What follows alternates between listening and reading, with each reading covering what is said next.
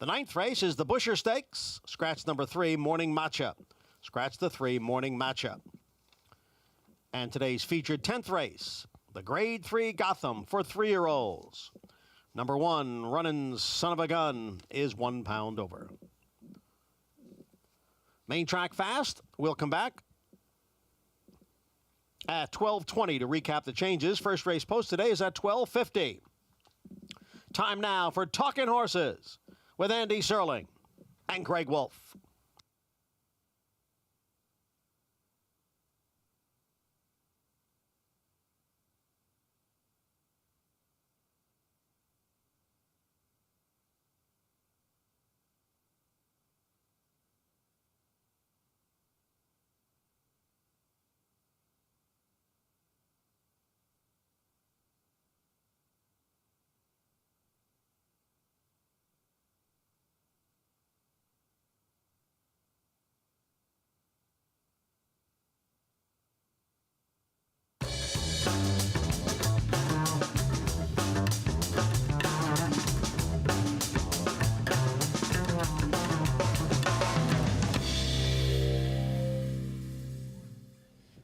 Good morning, everyone, and welcome to the Gotham Day Talking Horses. Greg Wolf, he is back. Andy Serling, Greg is here this weekend. Anthony Stabile is out of town.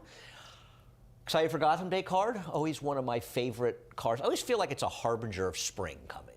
It feels like that, and it's a harbinger of some talented horses that we're going to get to see a lot more and see a lot better races coming up. But there's a couple of horses today that I'm super excited about. Morello is one of them. Yeah, no, I agree. I'm looking forward to see what he does. Obviously, he's going to be the favorite. I think he'll be a shorter price. A lot of people like the horse. I like him. We'll talk about that race later. But still, I agree, and we'll see. Are these horses that are necessarily going to be Triple Crown type horses, or are they horses that are more Woody Stevens and Alan Jerkins type horses? Time will tell, and we'll see what happens. A lot to talk about today, so we'll head over to Naira Bets right away.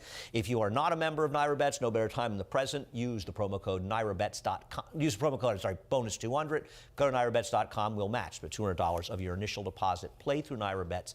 Keep the money in the game. We have a 10,000 total split on Saturday. It involves late pick fours, I believe, at tracks. Maybe it's here in California and Tampa. It might be Gulfstream. Check out at Naira Bets. You got to opt in for those, but if you hit any of those, you will share in the proceeds. It's a total of $10,000, but they're individual plays, I believe. We have a cross-country pick 5, Tampa race 8, a maiden race on the turf. Then we've got the 2 stakes at Oaklawn, the 2 Arkansas bred races Greg and I will be talking about on America's Day at the Races, as well as our 2 stakes here. Also, we have Belmont Stakes tickets going on sale. Do not get shut out of this. It will sell out. Only 50,000 people. It may seem like a lot. It's not. Don't miss a great day of racing. And finally, America's Day at the Races rolling on from 4:30 to 7 today, covering the 2 stakes here, as well as racing at Oaklawn Park. Race number 1. You and I were talking off camera on race number 1. And I actually agree with what you said. I will be going to my phone because I wasn't smart enough to remember to print out my PPs. You and I both kind of agree that the 1 should be favored here, Sinful Dancer. I mean, the last time he ran, and I know that American Revolution hadn't won the cigar yet, but, I mean, the horses that beat him came back and have run huge races subsequently. I know he's been kind of a money burner, but isn't he the proven good dirt horse, layoff or not? No question. And he looked like he was going to win this race, too. And not just American Revolution. Water's Edge was in this race, too. I know we thought he was going to be a lot better than he turned out to be, but he's a pretty good horse. Still pretty good. He ran a huge figure this next race to win. This was a really salty New York bred maiden special. And, again, he was in the mix and looked like he was going to win it early in the stretch. He's the horse, to me, he's the horse to beat coming off the bench, coming back. And I don't, he's had 4 chances, one of them on turf. I'm not buying into the fact that, he's had 3 chances, disappointed, or at least 2, because he didn't have to face American Revolution. He's unquestionably, I think, the horse to beat. Well, in his first race, he lost to Winner's Laugh, who is a pretty solid, I think he was second in the New York bred stakes, maybe subsequent to that. His next race a little disappointing, but he still ran a solid figure. I don't disagree. And the thing is, as we go to the horse who, actually we're not going to go to him, but the 7, who's favored, I don't have a problem with Disco Pharaoh. You and I both have him 3rd, and he can win. But you're kind of, yes, he was in a tough dirt race first time out, and he didn't run badly. But isn't he kind of being bet off a synthetic track race? And are we really supposed to bet a horse off a synthetic race over a horse with proven dirt form? Yeah, I mean, look, it was Core Conviction, Waxman, even Rock Sugar came back to win 2 starts later. That was a pretty tough group. No, it was very tough. The synthetic race 4 runners have come back to win out of that heat, and a 5th came back to win 2 starts later. So, pretty good group. I understand why he's getting this kind of attention. Having said that, we both went elsewhere in here. He's not going to surprise me at all. I thought those two, they are, but leaning heavily to the 1. I would lean to the 1 also of those 2, simply because he has better dirt form than the number 7, though the layoff is a bit of a concern. I understand that Everlasting has some figs that make him competitive. I just don't know how he's beating a field like this. This is a tough maiden group. It really is. For me, my thought with Everesting, I think he's going to get the lead in this race. He is quick. He's supposed to. And the thing with the blinkers off that I love so much, especially with that equipment change on a horse with speed, is your ability, if you can get to the front, the ability for that horse to relax and get into a nice rhythm and then have more finishing and staying power. So if he can do that, if he can get to the front, I think he's going to be tough to run down in here, but he's got to get to the front. I think the question of getting the front depends on whether or not Sinful Dancer's aggressive off the layoff, though Cancel's not an aggressive rider. Beyond Board, who I like, we'll get to in a second, could be aggressive. You're not wrong. And the other thing about your horse, to be fair, is he has a lot of races, but they're not on the dirt. He's only got 3 dirt races, and I think people will look at him as a proven loser. And if you just got rid of his turf races, your horse, he's got 3 races in the dirt, and they're competitive, and he's going to be over 10-1 because who the heck is going to bet him here with so many other sexy names? Yeah, and the horse who was second in that dirt race last time out, Rational Choice, he was 3rd to Waxman. And the fact that I think he's going to go to the front, too, you see that 3 furlong drill to sharpen him up, that bullet drill, to me says they're intent on, we know what we got to do. We got to get to the front. And Samuel is an aggressive rider, so I don't really have a problem with that. As far as Be On Board, my top choice, and I know we're spending a lot of time on this and we will have to move on, but this is an interesting race. I want to show his beginning part, the first half of his race at Gulfstream. I know he didn't take much money that day. He had some pretty interesting, Todd Pletcher, I believe, won the race. This horse breaks from the inside. And it doesn't seem to be much intention to go to the lead with him, right? He's not even asking him, letting others go. Now he seems to want him to keep up. And what's going to happen to this horse is, as he moves inside of these horses, they're going to get the break of the turn. Now he's pumping away, which I don't know exactly why he's doing. He's trying to hold position. Maybe he should have thought of that a little bit earlier in the race. But as that happens, the 3 comes over on him and literally completely takes him out of the race. He actually picks up some ground after that and closed some ground. He's not in an easy spot. It's not dissimilar to your horse in the sense that he's going to have to be okay to win this race. But I thought he could be a very interesting second-time starter for a trainer who has good numbers second time out. Okay. Last thing I'll say, too, even Alice Prince, long time off, faced Wayburn debut. And look, Carrillo, who beat him last time out, he ran second, too. That horse almost beat Decision Maker, who we just saw win yesterday, the feature at Oaklawn at 1.25 miles. That's the last time he was on a fast dirt track. Right. Carrillo was a Chad Brown first-time starter that Connections foolishly paid over $750,000 or something. And then they even gave him to Tom Amos, so they really went off the deep end with him in his next start. It took him a while to get going. I don't disagree. I found a trainer staff for Todd Pletcher, for what it's worth, with Alice Prince. Coming off substantial layoffs on trainer switches, he's 3 for 16. It hasn't worked a lot. I agree. This horse is not without talent. And he's not impossible in here. He's faced some good horses. I just didn't love the switch here and the layoff with him. But this is a very, very deep race. So race number 2, as we move on to race number 2, we'll take a look at Long Term, who will probably be favored in here after he lost at 2-5 last time, after losing at 4-5. In an odd way, if we kind of had enough, I mean, he may well win. I don't know. I just feel like these Todd Pletcher, I feel this about Todd Pletcher, about Chad Brown, about a lot of top trainers. When they have horses that take money in maiden races and they just don't get it done, I mean, it feels like, and I'm trying to keep the videos here so I can see them, it just feels like the more chances they have, the less I want them in subsequent starts. Yeah, it was a 15-1 shot, Rob Atras runner that beat him last time out. Right. First-time starter, maybe? I believe so. I think so. Can't confirm that, but I looked at the numbers too on Thorograph, and he's paired up 2 numbers that are really strong, and I think he does take a move forward today. If he doesn't win today, then I'm off this horse, but I think he's probably the best of this group. And look, Constitution Lawyer, that was the big race he ran, and it was at 1 1/8 miles. Is he better going longer? Now, he's at a mile today. It's an odd race, I will agree, and he's kind of supposed to win. You've got these two Chad Brown first-time stars, two horses. One's a firster, one's run. Don the Jeweler cost $875,000, and Into Mischief. I understand the Into Mischiefs go for a lot of money. He's one of the worst dam side pedigrees I've ever seen for a horse that costs this kind of money. Dam was 1 for 8, and her best production so far, a filly that won 4 low-level claiming races. Right, just two horses that total. basically couldn't run. I couldn't find a Divine Park dam. Now, with all due respect, Divine Park, I believe, is the sire of Lady Eli, and I think the buck stops there for him. He won the Met Mile over commentator, actually, for Kieran McLaughlin. Maybe he can run. I'm going to go to the other Chad Brown horse in here, Electability. I wonder if they made a mistake running this horse in the turf first time out, to be honest with you. This horse has more of a dirt pedigree, in my opinion. And you go back to the second generation, it's a strong dam, and it just feels like Chad Brown has been so unbelievably live at this meet that I'm going to take this one, the one that's going to take less money, and I'm going to take Electability. I'm with you. I made a mistake. I should have used the 6 in here. The Grand Dam you're talking about with the Florida Oaks French Station, right. A mile and a 16th on dirt. It was a turf debut. Now gelding, Lasix gets to dirt. I think definitely in the mix in here. Cathedral Beach for me, another situation. Bullet drill coming in, equipment change, blinkers off, stretching out off 2 sprints, has that foundation. I think this horse could be forward. It might be tough to run down in here, but long term to me is the horse to beat. I agree. Long term is the horse to beat. These horses they lose 2 times for Todd Pletcher at odds on. I just go sour on him, even though you're absolutely right. He's the horse to beat.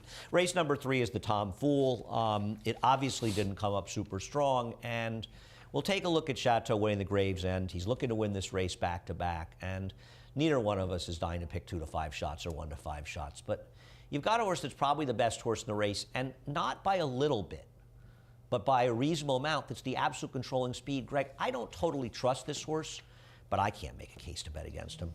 I don't either. He is coming off the bench, too. He's 7 years old now, but he has such a decided pace advantage in here. And you look at some of the other runners, Repo Rock scares me a little bit if he breaks cleaner than he did in that Grade 3 toboggan. But no one has numbers that come close to this horse, even if they match the best they've done or improve a little bit. Yeah, I would love to have taken a shot against him. But, I mean, officiating is going to be the second choice in all likelihood. And you look at his win in the Mr. Prospector, okay, he ran all right this day, but he ran a figure that's still significantly slower on any numbers you look at than the kind of numbers that Chateau runs most of the time. I just don't understand why he's supposed to beat him. And the fact of the matter is, too, he's going to have such an easy time of things. Chateau.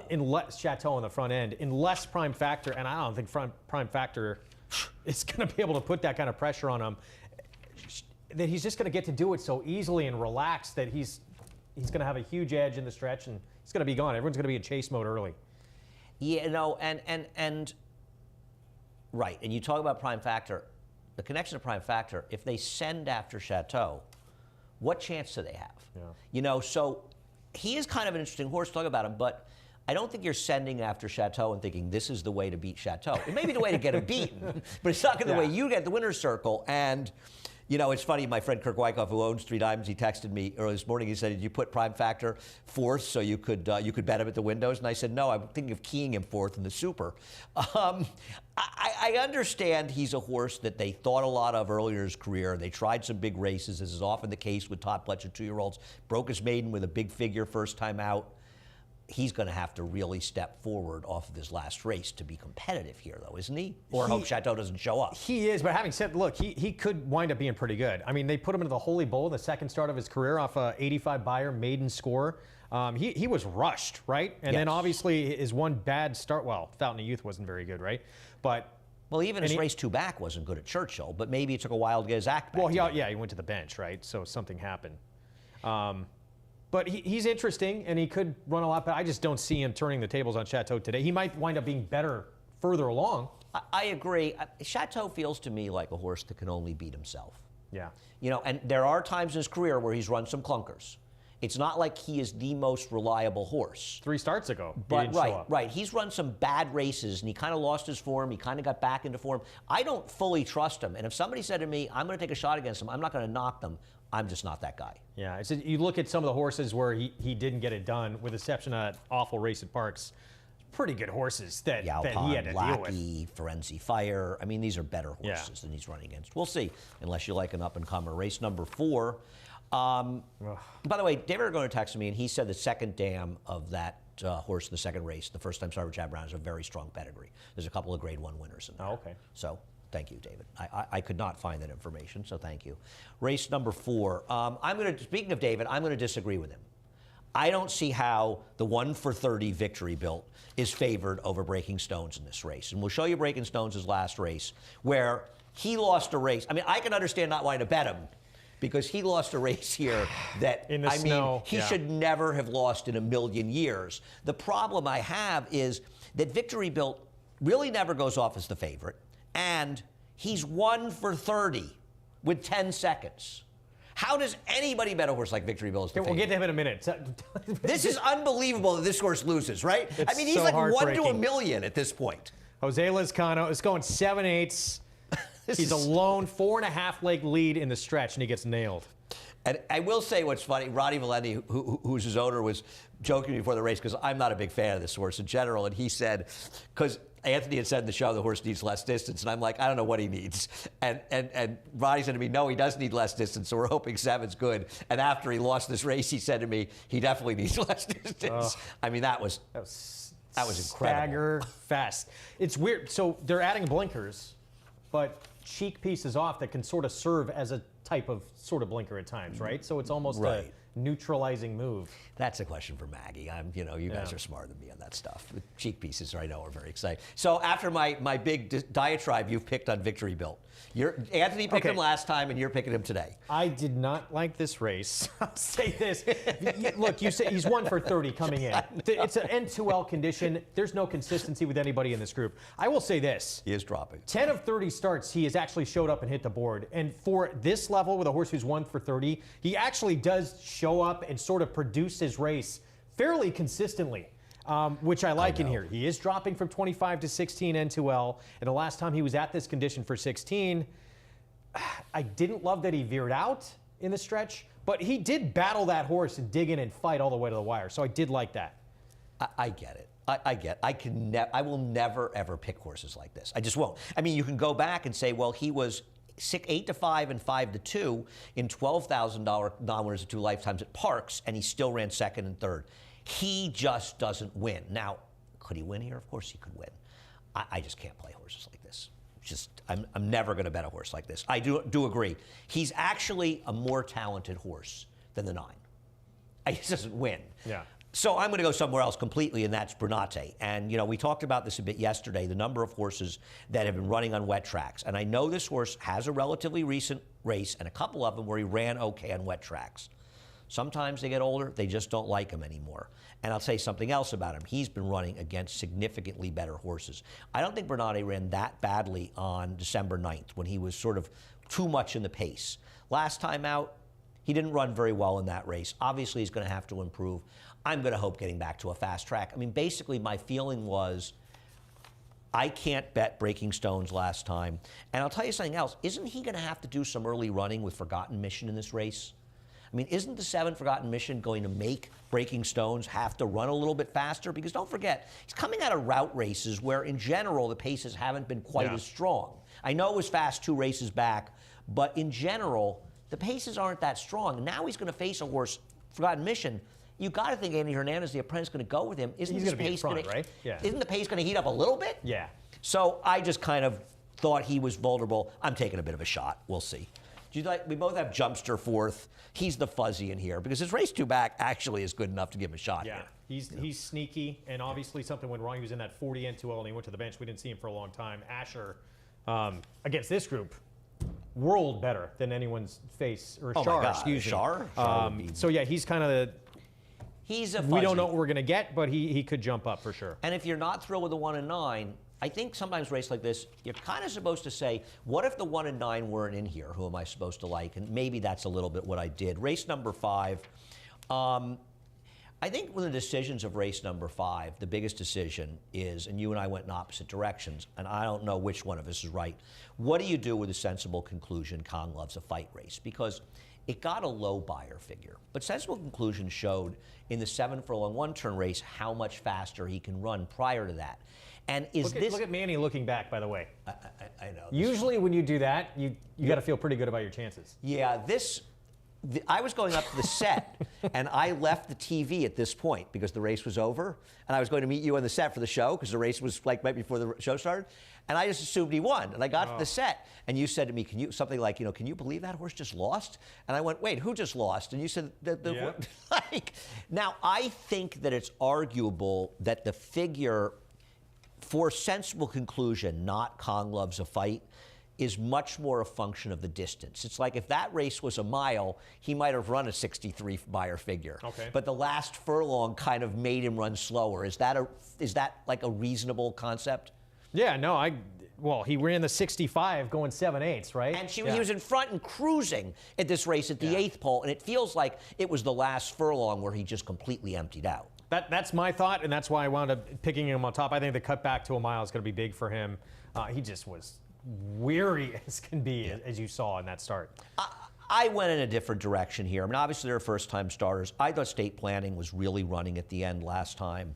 He made a bit of a wide move in there. It was a race that was dominated in the front end. There is an argument that he was picking up pieces when everybody else was falling apart. I thought he was really running in that race, and I just thought he might be coming out of a better race. Are we going to see this race or no? No. It's amazing. You look early in the stretch, he looked like he had no shot to hit the board in that race, and he really found his stride late and kicked into gear. I agree. And it's interesting Trevor McCarthy's riding him because last time this horse almost got second because Trevor's horse might have got a little eased late in the race. The first-time stars are dangerous. I think the Christophe Clement and Rob Atras, both of these horses. You've got Rob Atras second. I've got Christophe's horse. Total guesses, at least on my part. Yeah, Chapel Road, Grand Dam won the Matron.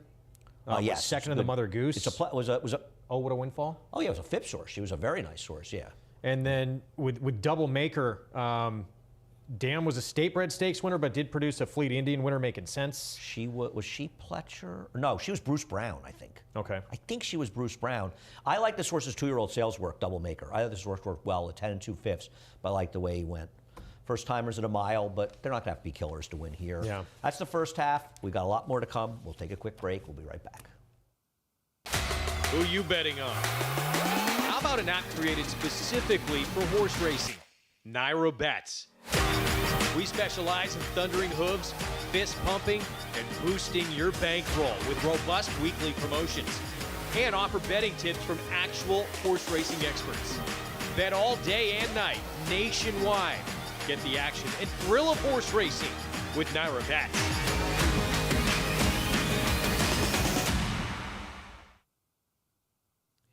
Welcome back to Talking Horses. Greg Wolf and Andy Serling. As we get the second half of this card, late pick 5, kicking off in race 6. We agree here? Oh, we did. We both took the first-time starter. That poor horse, he shipped all the way from Penn National, get completely jinxed on Talking Horses. You know, the two horses that have run with form are the 5 Hot Rod Rumble and the 3 Beach Boy Owl. Starting with Hot Rod Rumble, I'm not a fan of this horse, okay? I thought he was a ridiculous 3 to 5 last time. I will tell you something. I thought he ran unbelievably well last time. He got involved in this. I mean, look how far in front they are of the other horses. And he was too wide, and this was a gold rail. The winner was a long shot first-time star. Trevor McCarthy rode the gold rail with him. Everybody that was effective other than him spent basically the whole race on the rail until the late stages. And this horse was never on the rail. He was dueling at this crazy pace. This was a huge race by him. And I feel like if he runs this race, I should say never in the rail because he actually drops over in the stretch. If he runs back to this race, I think he's going to be tough. I just don't know how you're supposed to rely on him, but I thought his last race was astronomically better than any race he'd ever run before. And if you look at Timeform US, pace-based figures, they agree. And look, it was his 3-year-old debut for the winningest trainer in North American history. Maybe he's turning the corner and just getting better and taking a little time to mature. That was his 6th start. Every reason to think that could be the case. Yeah, I think he's the one to beat more than Beach Boy Owl because I know Beach Boy Owl got wired last time. Maybe the cutback will help him. I was disappointed in his race last time out. I'm not saying he can't win, but I was disappointed in the effort he had last time. Yeah, I'm not a fan of this horse, but it does cut back to 6 furlongs. He was forward last time out. Both of his races have been okay. That whole group, Pineapple Man, Eminency, and him, I just didn't love the race they were coming out of, and I thought it was a really good race. If the 5, I agree. If he moves forward, he's going to be tough. I thought it was a race to take a new face. Yeah, I mean, Safalo's Mission, who you have second, I have fourth. I guess, I know the first, listen, this horse ran third behind G Money and Bold Journey. I know G Money went backwards, but Bold Journey, who's in the Gotham, has been good. He is dangerous going to Linda. You could talk about Kaz Mike, and I'll see if there's anything to add. Okay, I just, the pedigree here, the Dam was a 10-time winner. She actually won her debut sprinting at Belmont and produced someone named Bernick's Bank, who actually won the first 2 starts. Do you know the story of this horse? No, go ahead. Talk about the horse. Won the first 2 starts of the career with an 88.94 buyer by a combined 31.5 lengths. Wound up becoming a multiple stakes winner. I believe that Bob Baffert and some team, group offered $1 million for Bernick's Bank after his first 2 starts. I'm almost sure this is the horse. Okay. And they didn't sell. Probably wasn't a great move. This horse, she's produced 2 good horses. She's produced 3 that were solid. And it's interesting. I noticed the rider. I'm assuming the rider is still named. I always notice when the out-of-town riders come in these horses, William Otero. I remember somebody I used to know used to always say when these guys show up from out of town, they want to. And I had noticed that he was riding Kaz's Beach. And I thought, you're going from Trevor McCarthy to, with all respect to William Otero and McCarthy. And then I saw this horse and I said, oh, he came in to ride That's Kaz why Mike. he's here, That's yeah. why he's riding the other horse.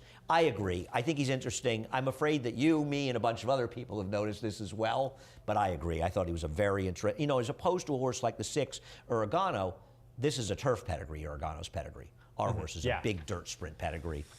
I think he's dangerous. This is a trainer, by the way, for what it's worth. At Naira, he's 4 for 27. First-time stars, he's 1 for 2, winning with a horse that paid $55. So they have shipped horses in here that have been effective before. And that going back farther, they've had even more horses. Okay. And working at Penn National, but with some flashy drills, it would appear. We don't know what was asked from him in the morning, but it would appear working well. I feel like if he's live, he'll be in front. Yeah. So you'll know early with this guy. We'll see what happens in race number 6. Race number 7, this is a race, and once again, I don't want to be a morning line maker. David's got Glory Road as the favorite. We'll look at his last race. I don't understand how a horse that coming out of a win in a non-winners of 3 lifetime, and I know he beat Gio Cara, came back to win, but Gio Cara came back to win in a race where 17 horses went to the lead and he rated, and he came back to win. He got a perfect trip.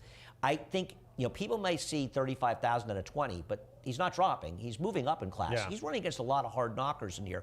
I'm not saying he's impossible. I won't be shocked if he runs well.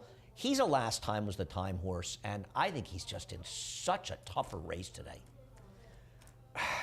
I'm not saying he can't win. No, I agree with you. This was the most difficult race for me on the card. It's a very, very difficult race. It was my last race to make picks, too. Same thing with him. I felt the same way. That race I just didn't like, even though is it Giocari or something like that. He got an 82 buyer in that next start, but he did. But there was like this huge duel in a 1 1/8 race, and he was sitting in the back, and the race just totally fell apart. Same thing with direct order. He got a blazing fast pace to run down coming from off of it. Parade Field scares me a little bit because he's got back class. But he's very interesting, Parade I Field. went purely with Kumar in here because, again, a horse that at least he wins a little bit. There's some others that do in here too. He's running against better horses. Yeah, he's run against better horses, but also too purely from, look, 10 times he's been first or second at 30 starts. His last 2 starts, he's paired up numbers, Thorograph, that are, if he can take a little move forward, he has the best number in the race. Timeform US has him extremely strong in this race. The buyer figures are fine too. I don't disagree. I'm taking a small shot with FF Rocket. I agree with you about the 8, Kumar. FF Rocket's just a horse I kind of have a little interest in him. Last time he ran, he was 3 to 4 wide against a gold rail. Those horses are always on my radar. The time before that, he got caught in just a very, very tough race. I thought that was a very, very tough starter allowance race. On the turf before that, he's been gelded for Rob Atras. He's got a back race in the dirt for Rob Atras that gives him a real shot in this race. And I thought he was kind of an interesting fuzzy in this race. I'm going to bet a little bit on FF Rocket. I'm not wildly against the one. I am against the two, as you pointed out. But I think this horse is dangerous. Neither of us, look, Chris and Dave comes out, who would have been a major player. Yep. That takes some of the primary speed out. Neither of us have the horse who might be alone. I think might be alone in front with a 7. I know, but And he got a big figure in that win last start. It was against Easy, though, wasn't it? This is such a tougher race, and this is a tough trainer change to take. This horse is That's the running other at big thing. $8,000 and $12,000 claiming races. And frankly, isn't Kumar going to be sitting outside of him anyway? As isn't he just a better horse? So if you think that Joyce has pizzazz as a pace advantage, Kumar has one too. I think Kumar's going to be behind him. Right, but Yeah. he's not going to be compromised. And he's just so much better that it's not supposed to matter. And it is one of the bigger figures he's run, and he's coming in off short rest, too. Yeah, So. I feel like he was the last. He also got an absolutely perfect trip last time. Okay. Race number 8, the 7th and 8th were actually the two races where I, for better or worse, struggled the most. And I kind of went to a horse in race number 8 because he's going to be a price more than anything else. We're going to start, but I wanted to look at the trash. See, I hate Trash Talker. I know he won last time. He also was on a track that was kind of the inside. American Gentleman 2-back ran down Trash Talker, and I thought did it fairly easily in here. I thought he ran a much better race. Why do you like Trash Talker today and not like American Gentleman at all? Okay, so and which one are we watching here? The win? This is the win. This is Trash Talker running second with a clear lead, and this is him getting run down by American Gentleman. He gets run down by American Gentleman. Early on in this race, Trash Talker was pressured by King James early on. He had to go 22-1 for that opening quarter, and he had to go faster than he wanted early in that race.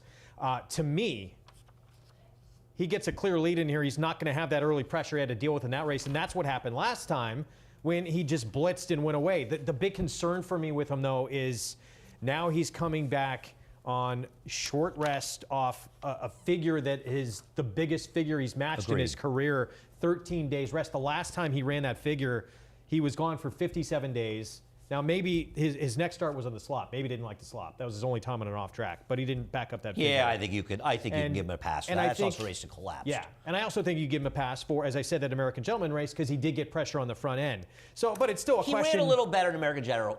From a pace perspective, I agree with you. He ran a little bit better. He's going to be loose by himself in here, isn't he?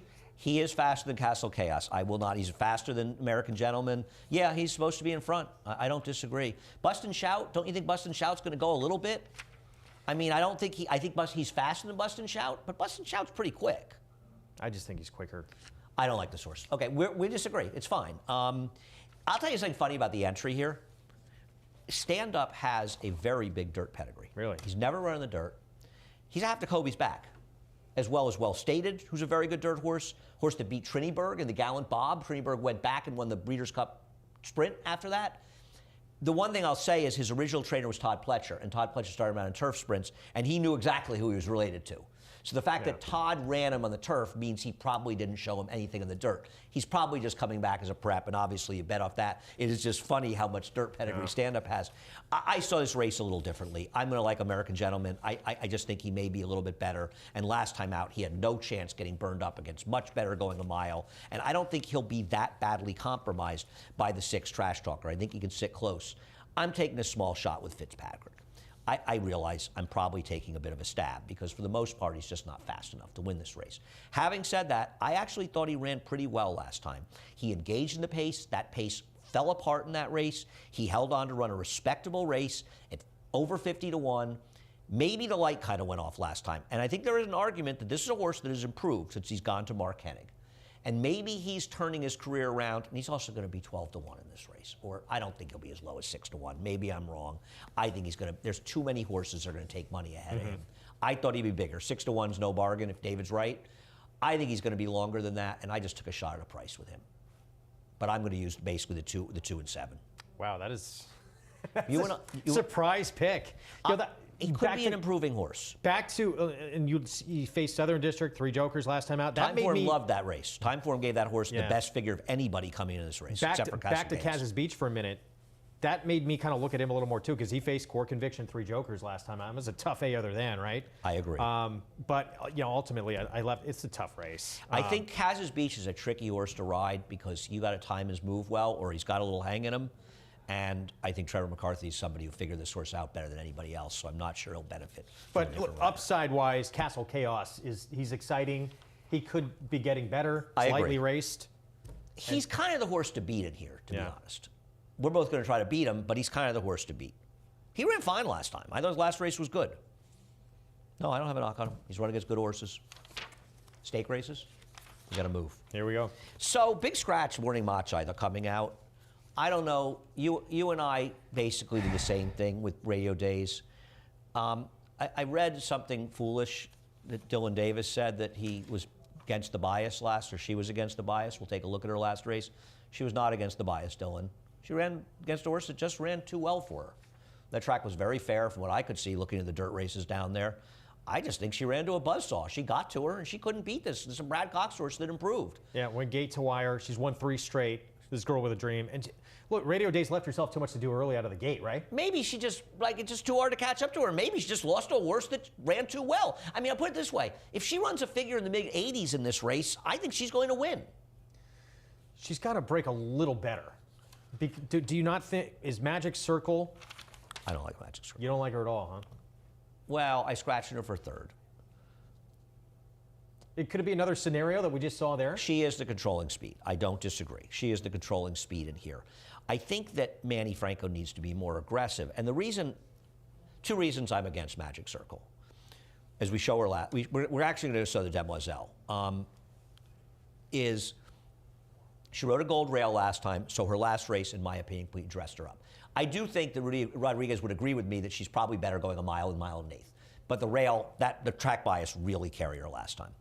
In this race, and I know it was a 1.8, Venti Valentine ran so much better than her. Venti Valentine covered 34 more feet according to Trackus. She got herself bounced around the stretch. And I know it was a 1.8, but isn't Venti Valentine capable of being pretty close here? I mean, isn't she supposed to be ridden into the race and make sure that she's competitive early with Magic Circle? I'm not saying they're going to be head and head, but I don't think she's supposed to let that one get away. No, I would agree with that. Magic Circle is the speed. She's the speed. I agree with you. I could be wrong. I'm not a fan of hers, and I think she's going to be the second choice in here based on her win last time, and I think she's totally dressed up off that. Okay. I understand it. Radio Days, to me, I think she's going to improve second off the bench. Got to break a little bit cleaner, but figures-wise, I wanted to try and beat her. I really did. I did too, but a little step forward, she's going to be really tough in here. I agree. I think she's pretty good. I mean, she's run well in all of her races, and I don't think her last race, I know she lost at 3-5. I think she just ran to a horse that ran a huge race. I'm not, I think the horse that beat her might turn out to be pretty good. Yeah. I know she improved to run that figure, but she's a Brad Cox horse that might be getting better. You've got Sterling Silver 3rd. If we were betting lunches, I would bet you a lunch that Shotgun Hottie beaters. This is a horse that, in my opinion, got a very, very, very great trip. She got a great time. trip, no question. But she's a little rocket ship, too, and she can put herself into position. She showed finish. But you're right, she got a great trip. What a ride Trevor gave her. And the horse she beat, actually, was a distant 3rd coming out of this in a small stake at Laurel, which doesn't flatter her. And she rode the rail in this race as well. They both rode the rail. We'll see. Shotgun Hottie, actually, I was very impressed with her win last time. I know it was against nobody. The person who was 3rd in there came back with a huge figure, winning by a pole in a subsequent start. And Shotgun Hottie was way against it. I mean, she got pushed out. She was last into the stretch. I don't know how the heck she won that race. I wonder if she'll run back to her. And I will say something. That's a barn that started out here on like wildfire, and these horses have cooled off. So. No, good point. He was what, 46%? He was at one three point? for his first 4 or something, or for these horses have quieted down. But I thought it was a little interesting. I'm not betting against Radio Days. I know she's the favorite. We're not trying to beat her. Race number 10 is the big one, the Gotham. I've seen so many great Gothams in my day. I remember being here for Devil Is Due and Lure when they dead heated. That's one of the all-time great races. I mean, that's a great race. I think we're showing it on the show later today. Okay. I know we chalked out in this race, but we'll show Morello in the Jimmy Winkfield. I got to tell you, I didn't like him last time. I was dead wrong. I was sold. Such a big effort, and I like the fact he just does it so professionally too, sitting off horses and then making this big burst. And he showed improvement. So he didn't break well in his debut. He broke sideways out of the gate. He improved that in his second start, and then he just clears from this field. The thoroughgraph figure he got in this race, he should be on the Triple Crown Trail legitimately, and maybe move on to the Derby off it if he can keep doing it. The question is how far he wants. I mean, so the question is always how far they want it. I don't disagree. This horse has a legitimate chance to be a Derby. Now, listen, he might run third today, and all bets are off. But that's what these preps are about. And this is the year to have a potential Derby horse, because you and I were talking about yesterday. What are there? 12 horses right now, somewhere close to each other, at least. No maybe one 20. Scaring anybody away. Right. I'm impressed. The other thing is he has speed, so he can put himself in position. Yeah. He doesn't need the lead. And, you know, when you talk about that with Rockefeller, the next horse will show on the outside. Rockefeller's not a bad horse. I don't want to be too hard on him. Do you remember the Dam for Bristol? She's that horse from Maryland that I think Xavier Perez rode that won like a ton of races. She might have won the Ballerina. She was a very, very cool. I just saw her name, and I'm like, that's a really cool horse. Anyway, I thought he rode a gold rail when he won in the Nashua against a field that's come back and done absolutely nothing since that race. Yeah. And getting drowned by Newgrange looked a lot better before last week. It did. Disappointing, no question. I wonder if they're more aggressive, because this horse has legitimate sprint speed, and now it's drawn outside. Right.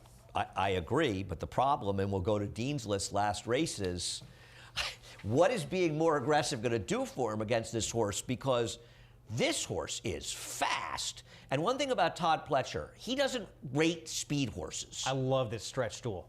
This is awesome. Dean, the horse that he puts away here, Dean Delivers, came back, was second in the swale by a half length, 89 Beyer to My Prankster. I agree, and he's in the Fountain of Youth today. I mean, I don't know if he can be competitive, but this is a terrific race. He comes back. I mean, I think it's a little of the eternal question. Do you trust a horse coming from Todd Pletcher in Florida to reproduce that form? I don't know if he wants a mile. This horse is good. Yeah. Thorso was third in there, by the way. Came back and won with a 92 Beyer speed figure. I think he's a major player in the Fountain of Youth, the horse that finished third in that race, off his last race. And not only that, he drowned a Todd Pletcher horse, American Icon, who a lot of people liked a lot off his debut. I got this horse second. Good horse. I think he's the biggest threat, and you've got him second as well, because he's an unknown. I think the 9 rates to beat him, but this horse is an unknown, and he could be very good. The other interesting part of it is just from another mother pace-wise, he broke so sharp last start, and they found that they got to be in front with him. I don't know if he's quick enough. Here's his last race. They want to be in front, right? Well, no, he They can't don't? be in. He can't be. I agree. Well, no, he wants the 5 to get left and Rockefeller to rate so he can be in front. There's no way that Ray Al's looking at this race and going, I think I can be in front of Dean's list and win. And I mean, to be fair, and he's the same connections, by the way, as Morello.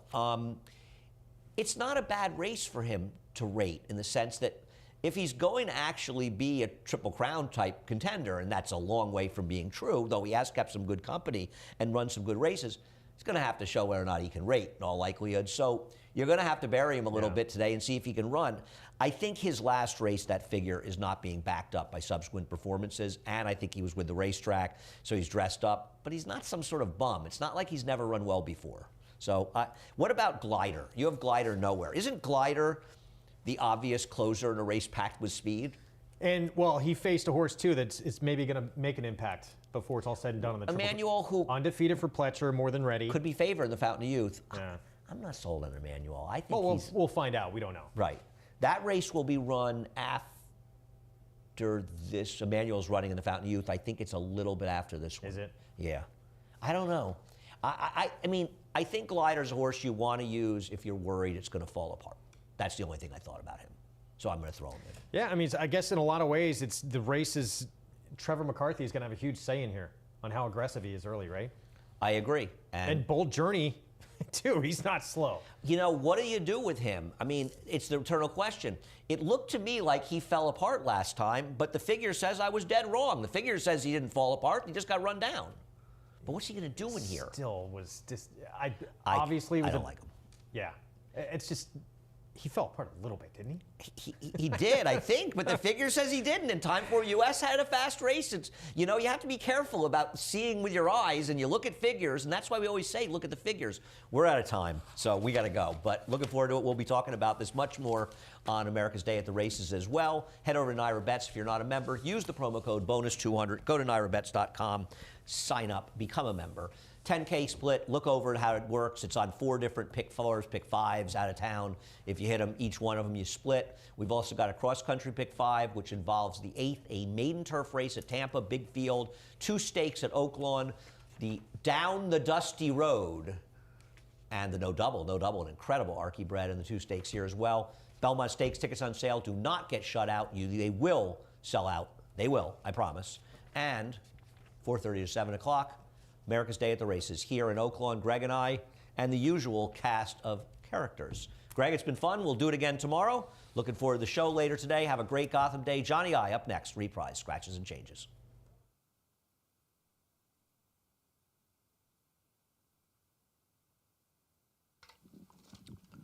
Hello once again, racing fans, and welcome to Aqueduct. Cloudy skies on this Gotham Saturday. The main track is fast, no carryover in the pick 6, and right now we'll take a look at today's changes. In the first race, note that number 3, Vinny 2 Cents, is a Ridgeling. Second race, scratch the 1, Joe Burr, scratch number 1. The third race, the Tom Fool Handicap, there are no changes. In today's fourth race, note that number 9, Breaking Stones, will run with a cheek piece off. Cheek piece off, number 9. And please note the pick 6 today begins at race number 5, not race number 4. Pick 6 starts in the 5th, and in race 5, there are no changes. In the 6th race, scratch number 4, A-Lister. Scratch the 4, A-Lister. 7th race, scratch number 5, Chris and Dave.